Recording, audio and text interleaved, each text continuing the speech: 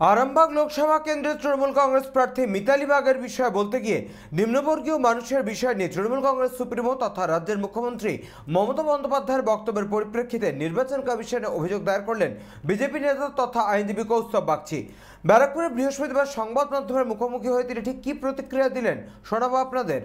মুখ্যমন্ত্রীর বিরুদ্ধে যে অভিযোগ দায়ের করা হয়েছে, এরকম নিম্নবর্গীয় মানুষজনদেরকে যেভাবে সেন্টিমেন্ট নিয়ে উনি ছিনিবিনি খেলেছেন, একটা এসসি রিজার্ভ ক্যাটাগরি সিট আরামবাগে, সেখানে নিম্নবর্গীয় মানুষদের, ভারতবর্ষতেই প্রথম নয় যে কোনো নিম্নবর্গীয় মানুষকে প্রার্থী করা হয়েছে, সেটাকে নিয়ে তাকে অপমান করা, এই জাত নিয়ে বজ্জাতির বিরুদ্ধে নির্বাচন কমিশনের দ্বারস্থ হয়েছি। এটা মডেল কোড অফ কন্ডাক্টের ভায়োলেশন, আর্টিকেল 15 অফ দি কনস্টিটিউশনের ভায়োলেশন, সেই জায়গা থেকে দ্বারস্থ হয়েছে নির্বাচন কমিশন।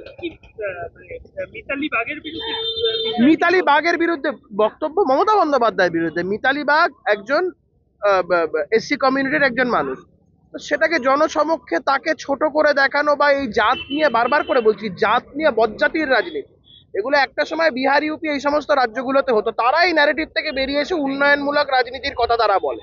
মমতা বন্দ্যোপাধ্যায় এখন বাংলার রাজনীতিকে জাতপাতমূলক রাজনীতির দিকে নিয়ে যেতে চাইছেন।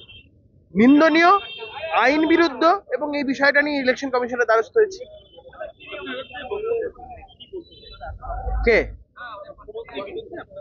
মুখ্যমন্ত্রী একজন মানুষ যিনি এসসি ক্যাটাগরির, তাকে জনসমক্ষে এই নিচু জাত, এই ছোট জাত, এই করুন তাই করুন।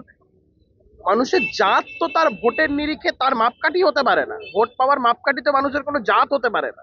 সেই জায়গাটাই মুখ্যমন্ত্রী করেছেন, যেটা বারবার ইলেকশন কমিশন বলেছে এগুলো না করার, বিষয়গুলো থেকে বিরত থাকতে বলেছে ইলেকশন কমিশন। ব্যারাকপুর থেকে সৈকত গঙ্গোপাধ্যায়ের রিপোর্ট, চ্যানেল 24/7। সিংহাসনের মহাসংগ্রাম,